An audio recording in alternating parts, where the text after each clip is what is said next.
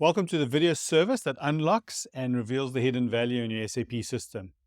Hi, Martin here, and in this video, we're going to focus on critical deliveries within the Warehouse Activity Monitor. So, Stephen, as we know, the best way to learn is by doing, so tell us more about how to do this in the system. Absolutely, Martin.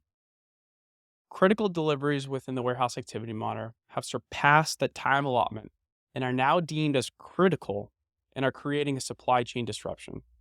In this video, we will demonstrate how to analyze this portion of the monitor and review strategies to manage and take action.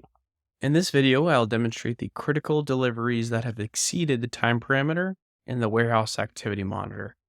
So we'll go straight into TCode LL01. The default that you want to enter here is your warehouse number. Once that is entered, go ahead and then execute the transaction. You can see here the open deliveries are at the bottom. There's no movement type because I'll explain why in this next segment here as we go into the report.